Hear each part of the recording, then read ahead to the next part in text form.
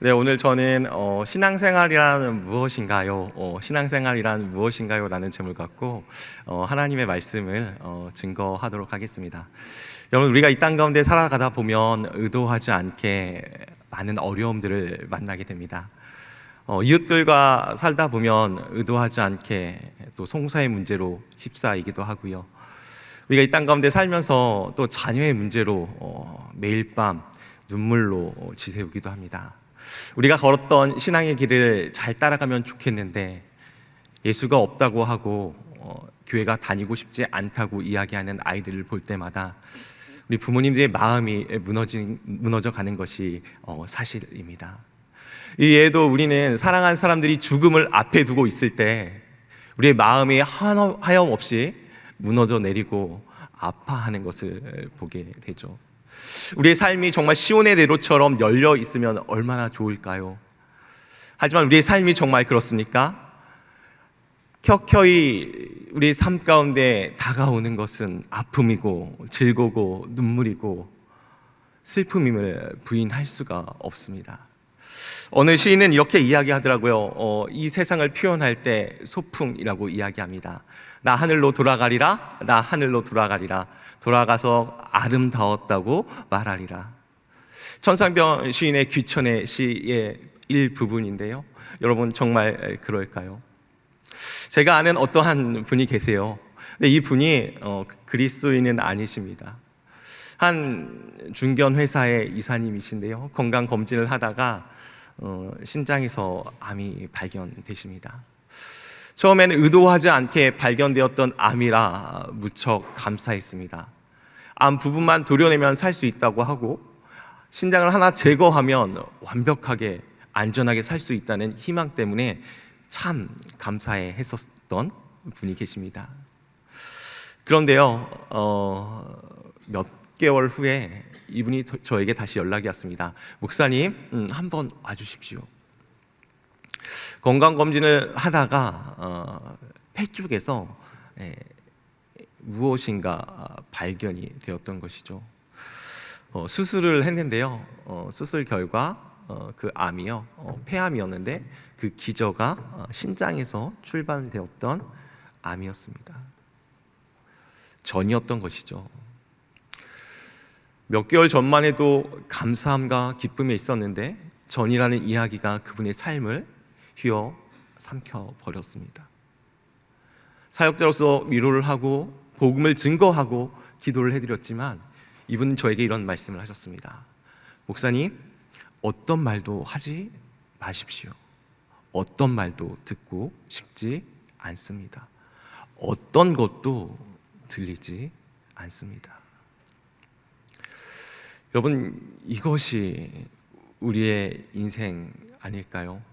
그리스도인이건 비그리스도이건 우리가 마주하는 현실, 그 아픔들, 그 눈물들, 이것 아닐까요? 여러분, 제가 왜 오늘 이런 이야기를 할까요? 저는 오늘 민수기 부분을 조금 다뤄보려고 합니다. 여러분, 민수기의 뜻이 무엇일까요? 민수기는 백성민, 셀수라고 이야기합니다. 하나님의 백성을 센다는 뜻이죠. 민수기 1장과 민수기 26장에 보면 1차 인구계수와 2차 인구계수가 잘 나와 있습니다.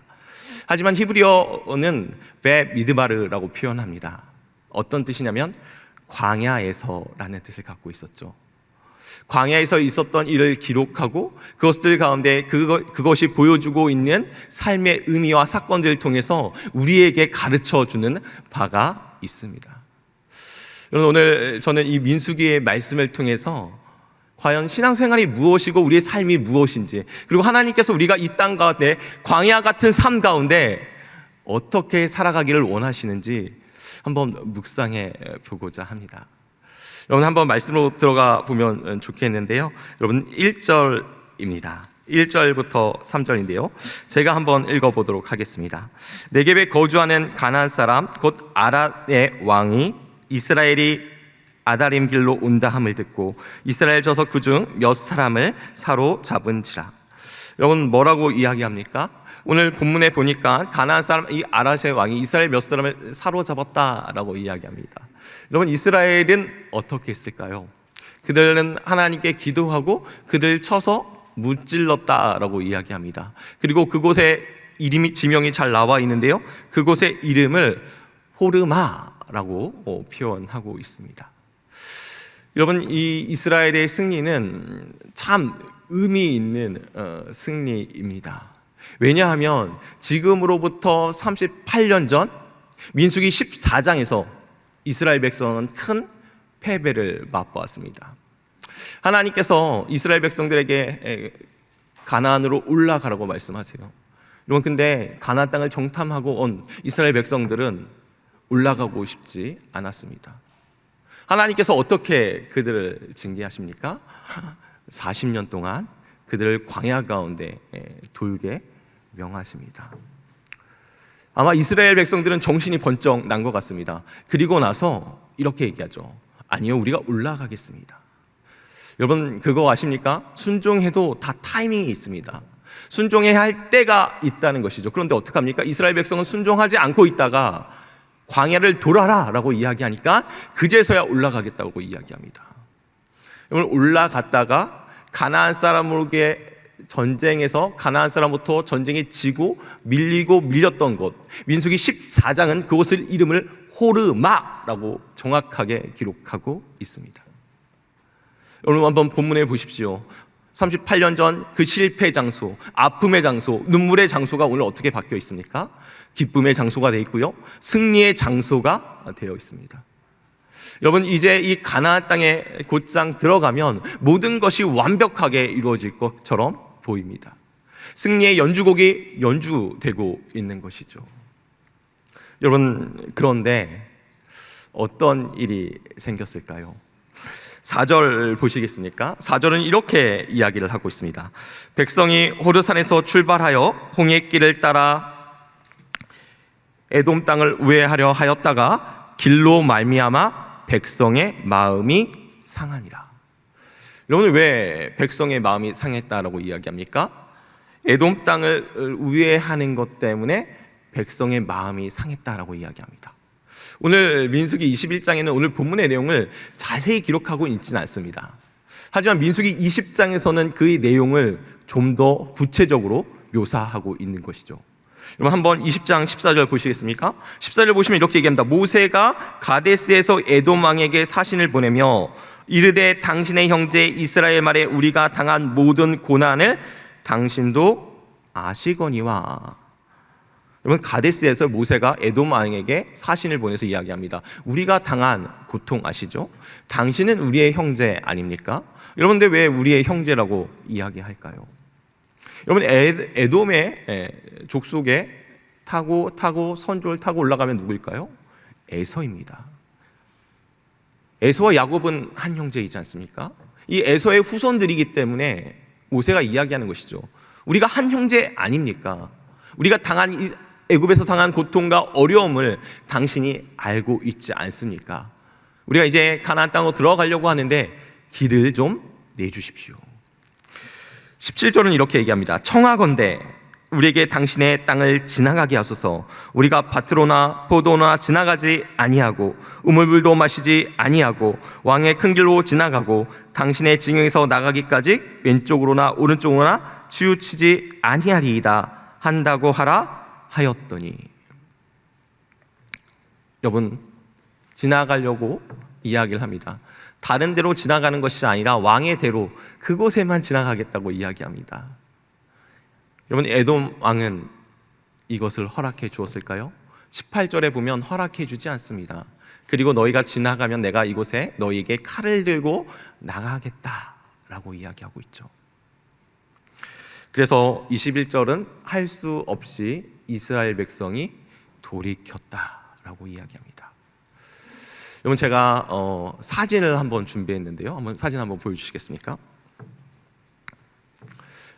여러분, 이 가데스에서요, 가장 빠른 것은 이 에돔을 통해서 가나안 땅으로 올라가면 됩니다.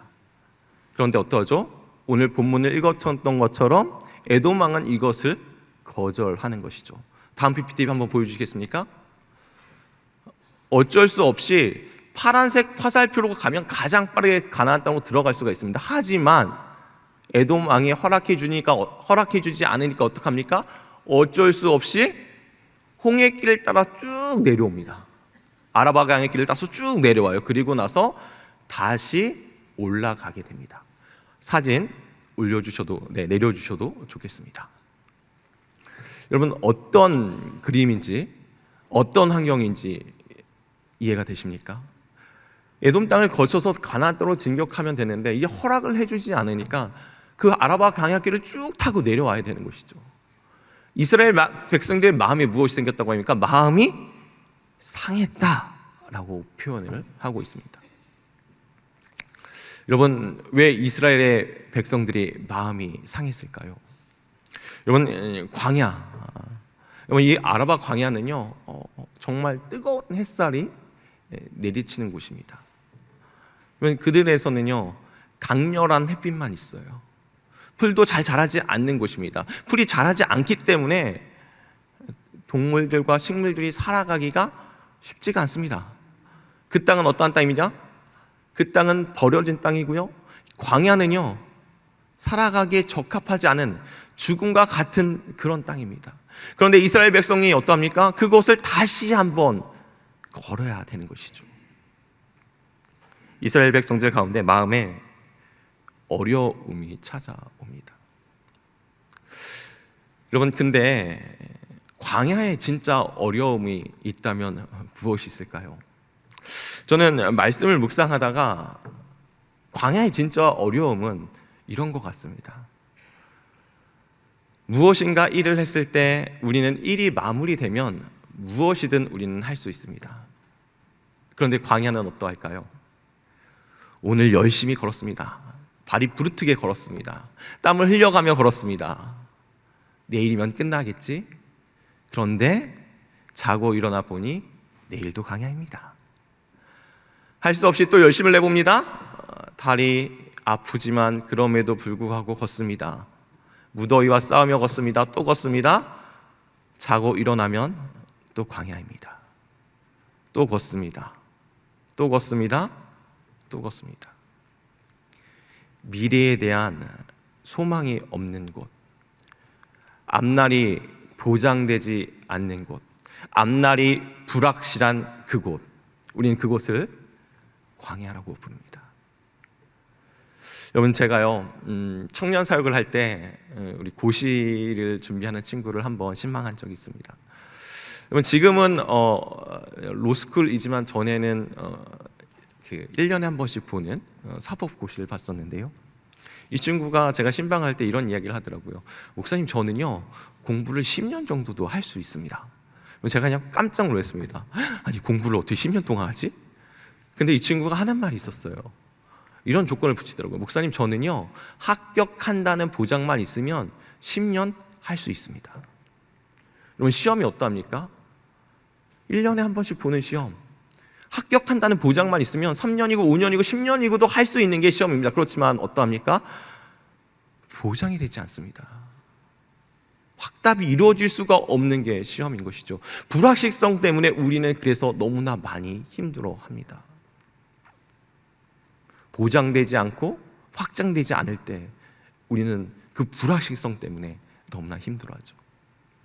여러분, 오늘 이스라엘 백성들이 가야 하는 이 땅, 돌아야 하는 이 땅, 저는 이런 질문이 생기더라고요. 왜 하나님은 이스라엘 백성들을 돌게 하셨을까? 왜 곡선을 그리며 돌게 하셨을까? 에돔 왕의 마음을 바꿔서 가나안 땅으로 바로 진격할 수도 있는데 왜 마음을 바꾸지 않으셨을까? 여러분, 출애굽기에 보면 이스라엘 백성들이 출애굽할 때 물론 바로 왕이 바로 보내주지는 않습니다. 하지만 10가지 재앙을 통해서 어떠합니까? 마음이 바뀌는 것을 보지 않습니까? 여러분, 이사야에도 보면 우리 고레스 왕이 등장하죠. 여러분, 고레스 왕이 어떠합니까? 이스라엘 백성들을 다시 고국으로 돌려보내줍니다. 모든 것이 왕의 선택인 것 같지만 우리는 그것이 하나님의 섭리고 주권임을 우리는 너무나 잘 알고 있습니다. 그렇다면 다시 한번 질문 던질 수 있죠. 왜 하나님께서는 이스라엘 백성들을 왜 돌게 하셨을까요? 여러분, 우리의 목표와 하나님의 목표가 다른 것 같습니다. 우리의 목표는, 이스라엘의 목표는 철저하게 가나안 땅에 빨리 도달하는 것, 그것이죠. 하지만 하나님의 목표는 무엇이었을까요? 가나안 땅에 빨리 들어가는 것일까요? 그곳에 빨리 들어가서 정착하고 풍요로움과 넉넉함을 누리는 것일까요? 아니죠. 그 광야의 시간을 통해서 빚어지고 만들어지고 하나님의 사람으로 성장하고 성숙하게 하는 것, 이것이었던 것이죠. 여러분, 우리의 시대의 정신은 무엇을 이야기합니까? 최소 비용을 들여서 최대의 효과를 보는 것이 경제의 원칙으로 삼고 있습니다. 그런데 신앙생활은 효율성과 효과성으로 하는 것이 아님을 우리는 본문을 통해서 가장 잘 알고 있죠. 여러분, 신앙생활은 무엇일까요? 오늘 본문을 통해서 우리가 확인하게 되는 그 첫 번째는 신앙생활은 직선이 아닌다는 것입니다. 직선이 아니면 무엇입니까? 신앙생활은 곡선입니다. 여러분, 너무 죄송해요. 혹시 우리 가운데 지금 곡선을 돌고 있는 분이 계실지도 모르겠습니다. 두려움의 터널과 아픔의 터널, 질병 때문에 그 두려워서 지금 그 터널을 헤매이며 돌고 계신 분이 있을지도 모르겠습니다. 하지만 여러분, 오늘 말씀은요, 곡선을 돌아가지만 하나님이 함께함을 분명하게 이야기합니다. 신명기 8장 16절인데요, 이렇게 이야기합니다. 내 조상들도 알지 못하던 만나를 광야에서 내게 먹이셨나니 이는 다 너를 낮추시며 너를 시험하사 마침내 내게 복을 주려 하심이었느니라. 이스라엘 백성들이 광야에서 돌았던 삶, 돌고 힘들고 아픈 삶이었지만 그것을 통해서 어떠합니까? 철저하게 낮아지고요, 그것을 통해 어떠합니까? 하나님께서 시험하셨다. 유혹은 아니겠죠. 템테이션, 유혹이 아니라 테스트겠죠. 하나님의 사람으로 빚어가는 것이겠죠. 여러분, 그 결과가 무엇입니까? 복이라고 이야기합니다. 하나님과 함께하는 복. 두려움과 어려움에 있을 때 그 두려움의 환경 가운데 좌절되는 것이 아니라 그 하나님과 함께하는 복. 저는 이것들을 우리 교회가, 우리 식구들이 누려가는 이 저녁 되기를 소망해 봅니다. 여러분, 요셉을 한번 생각해 보십시오. 여러분, 요셉이 어떠합니까? 17세에 그가 팔리지 않습니까? 그가 총리가 되었을 때 30세입니다. 여러분, 제가요 한때 이런 생각을 했던 적이 있습니다. 왜 하나님께서는 그를 빨리 풀어주지 않으셨을까? 여러분, 그가 17세에 팔려서 보디발의 집에 갔다가 여주인의 강간하려고 했던, 범하려고 했던 그런 누명을 쓰고 감옥에 갇히지 않습니까? 그런데 성경은 그렇게 이야기합니다. 그가 여호와와 함께 하심으로 복을 받았다라고 이야기합니다. 감옥에 있는데 왜 복이 받은 것일까요? 39장 마지막 절은 또 그가 여호와와 함께 함으로 복을 받았다라고 이야기를 하고 있습니다. 아무리 생각해도 납득이 되질 않습니다. 여러분, 나중에는 어떠하죠? 그가 해몽을 해주지 않습니까? 아마 해몽을 해주었을 때, 여러분, 술관원에 해몽을 해주었을 때 아마 그는 이렇게 생각했을 거예요. 이 사람이 잘 되면 나를 풀어주겠지, 나를 기억해달라고 이야기합니다. 여러분, 어디 인생사가 그러합니까? 술관원이 그를 기억하지 못했다라고 이야기합니다. 그런데 나중에 그가 바로의 꿈을 해몽해 주면서 그는 총리에 오르게 됐죠. 그의 나이 30세라고 이야기를 하는데요, 제가 이런 것을 본 적이 있습니다. 여러분, 왜 꼭 30세였을까? 이집트 문헌에 보면 고위직, 어느 일정한 고위직에 오르려면 연령이 필요한데 그 나이가 30세라고 하더라고요. 제가 보면서 사실 깜짝 놀랐습니다. 왜? 빨리 풀어주면 안 되나? 빨리 나가서 감옥에 나가고 빨리 쓰임 받으면 되지 않았나? 이렇게 생각하는 것이 우리의 인생사지만 우리의 하나님의 관점은 우리보다 더 크고 넓고 광대하시며 하나님의 섭리는 놀라우신 거죠.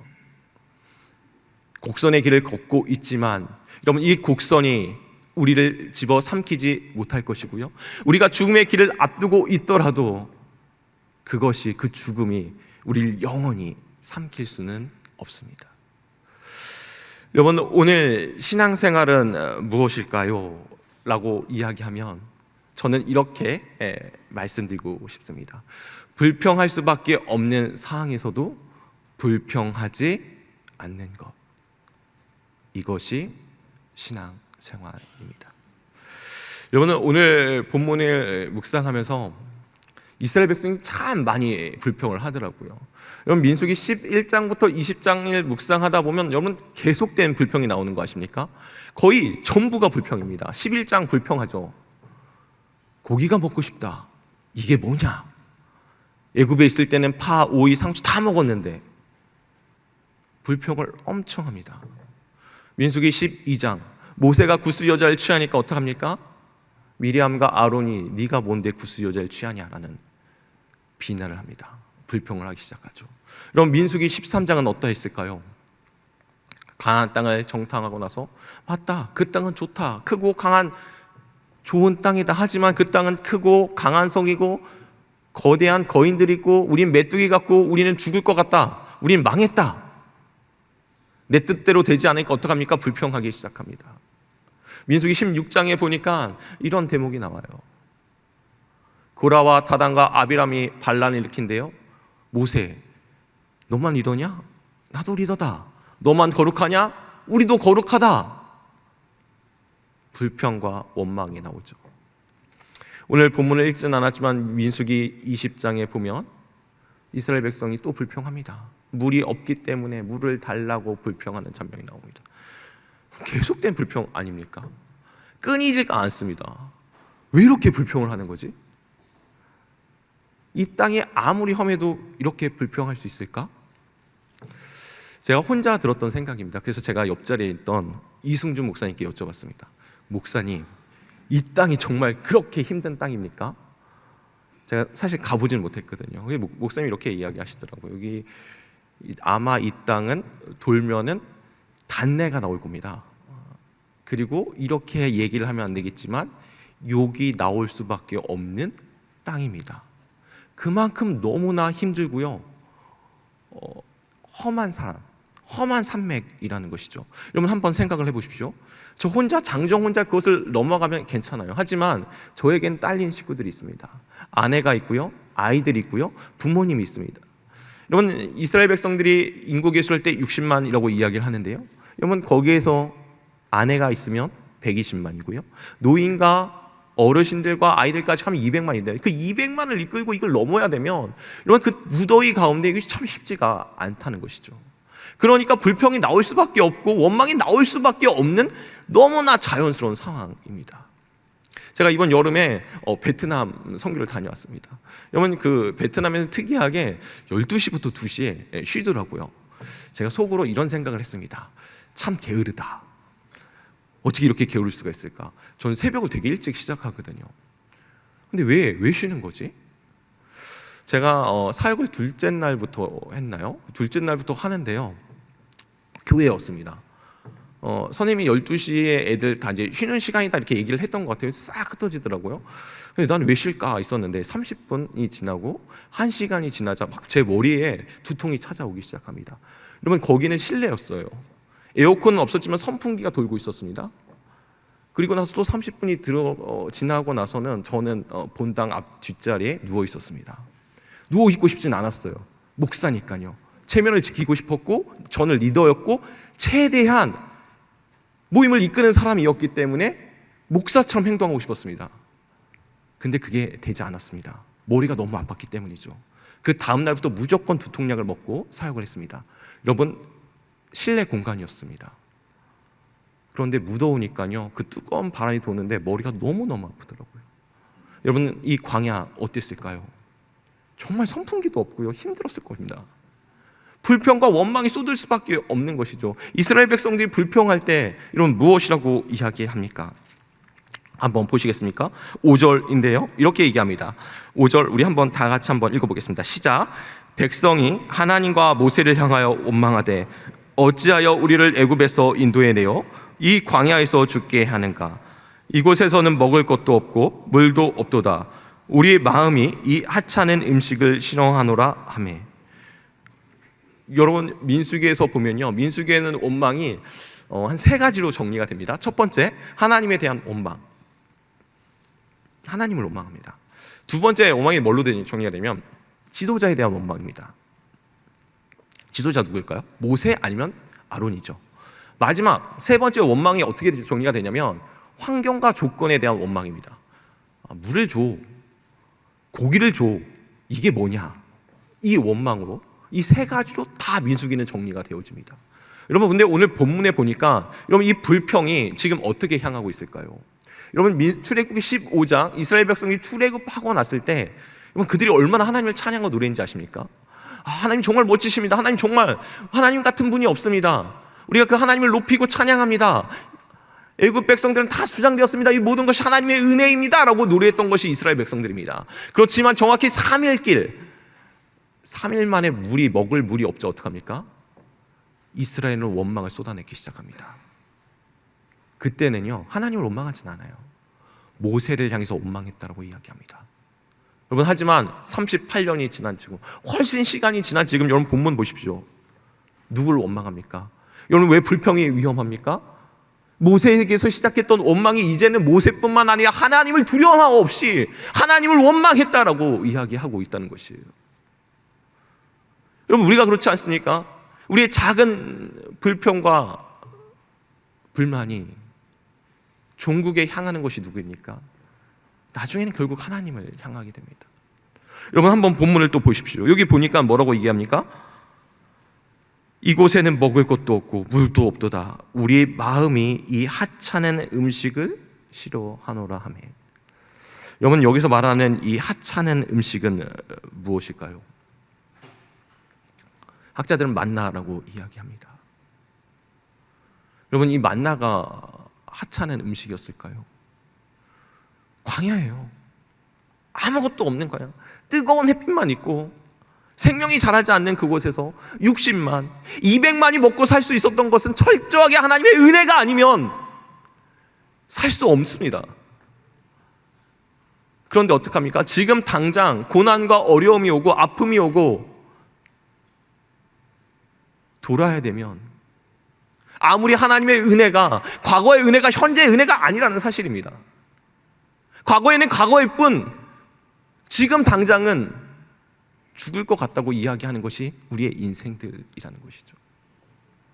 우리는 너무나 근시안적인 삶을 살아갑니다. 오늘 본문이 있기 전에 여러분 21장 1절부터 3절 어떤 일이 있었습니까?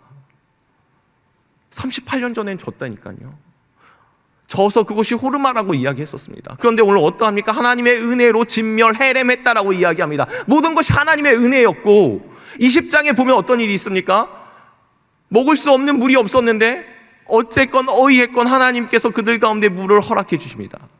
은혜를 체험했고 감격을 체험했고 감사를 체험했지만 지금 당장 불평이 오면 과거의 은혜는 과거의 은혜일 뿐 더 이상 그것이 우리를 영향을 미치지 못한다는 사실입니다. 우리는요 영적인 기억상실증에 걸려 살아갑니다. 영적인 기억상실증에 걸려서 하나님을 향해 원망하고 불평한다는 것이죠. 여러분 그래서 신약에서는 뭐라고 이야기할까요? 여러분 사도 바울은 뭐라고 우리에게 강권하고 있습니까?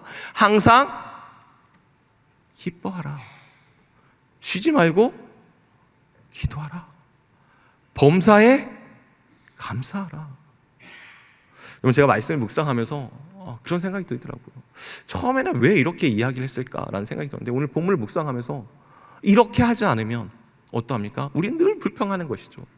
원망의 대상을 타고 공동체에 문제가 있을 때 무엇이 문제이고 무엇이 문제이기 때문에 누가 문제이고 그 사람을 타켓으로 삼고 그 사람이 문제이기 때문에 우리가 힘들다라고 이야기하는 것이 우리의 모습 아닙니까? 이런 공동체를 위해서 울어주시는 분 계십니까?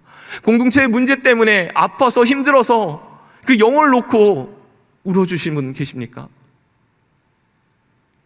우리는 다들 문제를 도려내기에 바쁘고요, 문제를 보듬고 싸담고 감싸고 위로하고 격려하기에는 부족한 것이 사실입니다. 여러분, 신앙생활은 무엇일까요? 불평할 수밖에 없는 상황 가운데서도 불평하지 않는 것, 기뻐하는 삶, 감사하는 삶, 기도하는 삶이 우리의 삶이기를 주님의 이름으로 소망합니다. 여러분, 제가 오늘 나누고 싶은 그 세 번째가 있는데요. 여러분, 신앙생활은 무엇일까요? 여러분, 오늘 이스라엘 백성들이 불평할 때 여러분, 하나님께서 어떠하셨습니까? 그들 가운데 불뱀을 보내세요. 그리고 그들이 죽게 됩니다. 여러분, 근데요, 이 광야라는 곳, 이 광야는 어떤 곳일까요? 신명기 8장 15절에 보니까 이렇게 이야기합니다. 너를 인도하여 그 광대하고 위험한 강야, 곧 불뱀과 정갈이 있고 물이 없는 간조한 땅을 지나게 하셨으며, 또 너를 위하여 단단한 반석에서 물을 내셨으며. 여러분, 그 땅이 어떠한 땅입니까? 그 땅은 어떠한 땅이죠? 간조하고요, 그 땅은 어떠합니까? 불뱀과 정갈이 있는 땅이라고 이야기합니다. 여러분, 근데요, 말씀을 묵상하다 보면 불뱀에 물렸다는 이야기가 있을까요, 없을까요? 광야는 불뱀과 정갈이 있는 것이 너무나 당연하대요. 그런데 오늘 본문에만 등장하는 것을 보게 됩니다. 왜 그럴까요? 하나님의 은혜와 하나님의 돌보심과 하나님의 위로가 있는 것이죠. 그런데 어떻게 합니까? 불평하니까 그 은혜를, 손길을 치우시는 겁니다. 우리들이 필요한 것이 있다면 여러분, 광야 같은 삶을 살아갈 때 우리는 끊임없이 기억하는 것이 필요한 것 같아요. 시편 77편 11절에는 곧 이렇게 이야기합니다. 곧 여호와의 일들을 기억하며 애정에 행하신 기이한 일들을 기억하리이다. 우리가 말씀 묵상을 하는 이유가 무엇입니까? 새벽마다 말씀 묵상을 하는 이유가 무엇일까요? 말씀을 통해서 오늘 하루를 어떻게 살아가고 오늘 하나님께서, 주님께서 우리에게 원하시는 것이 무엇인지 묵상하지 않으면 우리는 우리의 삶을 묵상합니다. 곡성길을 묵상하고 펼쳐진 광야를 묵상하면서 불평과 원망과 누군가를 타켓으로 삼기에 바쁜 것이 우리의 본성이고 우리가 갖고 있는 모습입니다. 오늘 주님께서 뭐라고 이야기하십니까? 하나님께서 이들에게 뭐라고 말씀하시죠? 여러분, 불뱀에 물린 자들을 위해서 그들에게 한 가지 방법을 주시는데요, 8절과 9절입니다. 제가 한번 읽어보겠습니다. 여호와께서 모세에게 이르시되 불뱀을 만들어 장대 위에 매달아 물린 자마다 그것을 보면 살리라. 모세가 놋뱀을 만들어 장대 위에 다니 뱀에게 물린 자가 놋뱀을 쳐다본즉 모두 살더라. 여러분, 어떻습니까? 여러분, 죽어가고 있는 사람들이 살아가는 방법이 무엇이었을까요? 여러분, 놋뱀을 바라보는 것이었습니다. 여러분, 놋뱀에게 어떤 영향력과 어떤 효과가 있었기 때문일까요? 여러분, 우리는 놋뱀은 어떤 효과와 어떤 영향력이 없는 것 우리는 너무나 잘 알고 있습니다. 여러분, 근데 이 놋뱀을 바라볼 때 나설 수 있는 이유가 무엇입니까? 말씀이시죠. 말씀을 믿고 순종해 나갈 때 그 광야 같은 삶 가운데 죽음이 우리를 휘몰아치더라도 우리가 그것을 헤쳐 나갈 수 있습니다. 여러분, 오늘 이 본문의 이야기가 요한복음 3장에도 등장하는 것 아십니까? 예수님과 니고데모의 대화이지요. 니고데모가 이런 이야기를 합니다. 주님, 어떻게 하면 영생을 얻을 수 있겠습니까? 우리가 어머니 뱃속에 다시 들어가야 됩니까? 이런 이야기를 하는 대목이 나옵니다. 거듭나야 되는데 이 니고데모는 예수님의 뜻을 알지 못했던 것이죠. 주님께서요, 요한복음 3장 14절에 보니까 이렇게 말씀하십니다. 모세가 광야에서 뱀을 든 것이 인자도 들려야 하리라. 요한복음 3장 15절 뒤에서는 이렇게 얘기합니다. 이는 그를 믿는 자마다 영생을 얻게 하려 하심이다. 영생을 얻는 방법 무엇입니까? 그리스도, 예수 그리스도를 믿는 것이라고 이야기하죠. 그리고 요한복음 3장 16절, 우리가 너무나 잘 알고 있고 외우는 구절인데요, 하나님이 세상을 이처럼 사랑하사 독생자를 주셨으니 이는 저를 믿는 자마다 멸망하지 않고 영생을 얻게 하려 하심이라. 영생을 얻을 수 있는 이유, 믿음이라고 이야기합니다. 여러분, 우리가 광야에서 살아갈 수 있는 비결, 여러분, 광야 같은 삶 가운데 살아갈 수 있는 방법은 믿음입니다. 여러분, 그렇게 하면 믿음이 무엇일까요? 믿음은 다른 것이 아니라 하나님을 믿고 하나님께서 말씀하신 그 언약, 약속을 신뢰하며 이 땅 가운데 살아가는 것. 어쩌면 우리가 바라는 것들이 우리의 뜻대로 그것을 바라보다가 죽을 수도 있습니다. 하지만 우리는 알고 있습니다. 하나님의 말씀은 불변하고 영원하며 변하지 않고 반드시 이루어질 줄 믿습니다. 이것이 믿음이죠. 내가 망한다고 해서 결국 죽지 않습니다. 설사 죽음이 나를 휘몰아친다고 하더라도 우리는 하나님의 나라에서 영원히 왕노로 살 것을 알기에, 우리가 갖고 있는 믿음이 이것이기에 우리는 이 고백을 하고 나아가고 있는 것이죠. 사랑하는 성도 여러분, 말씀을 정리하고 싶습니다. 여러분, 믿음이 무엇일까요? 믿음은 말씀하신 그분, 내 기대와 요구에 어긋나더라도 순종할 수 있게 하는 것, 신실하신 그분, 변하지 않는 말씀을 붙잡을 때 가능합니다. 한 가지 이야기만 하고 오늘 본문을 마치려고 합니다. 제가 한번 들었던 예화인 것 같은데요. 여러분, 청년들과 함께 한번 시외로 LMT를 나간 적이 있습니다. 리더들과 함께 한번 모임을 나갔던 적이 있는데요. 밤에 나가 보니까 밤에 별이 너무 반짝반짝 예쁘더라고요. 그래서 청년들과 함께 밤하늘 보면 참 기뻐하고 함께 좋아했던 적이 있습니다. 그런데 재미난 것은 그 밤하늘에 아름답게 비쳤던 그 은하수가 서울에만 들어오면 보이지가 않습니다. 사람들은 그것을 무엇이라고 이야기하면 빛공해라고 이야기하더라고요. 네온 사인들, 또 환경이 주는 그 강렬한 빛이 별빛을 보지 못하게 한다고 합니다. 여러분, 제가 왜 이런 이야기를 할까요? 우리가 말씀을 묵상하지 않고 주변을 묵상하고 그것을 계속해서 바라만 보면은 그것에 함몰되는 것 같습니다. 여러분, 신앙생활이 무엇입니까? 신앙생활은 직선이 아니고 곡선입니다. 여러분, 신앙생활이 무엇일까요? 불평할 수 있는 환경 가운데서 불평하지 않는 것, 그 하나님을 믿기에 전능하신 그 하나님, 천지를 지으시고 이 땅을 섭리하고 주관하고 계시고 나의 삶을 책임지시는 그 하나님을 우리가 믿음으로 고백하기에 우리가 믿고 나아가는 것입니다. 여러분, 신앙생활이 무엇일까요? 말씀으로 이 시대를 살아가는 것입니다. 여러분, 이 저녁 가운데 온전한 신앙생활로 이번 한 주도 승리하시는 저와 여러분 되기를 주님의 이름으로 소망합니다.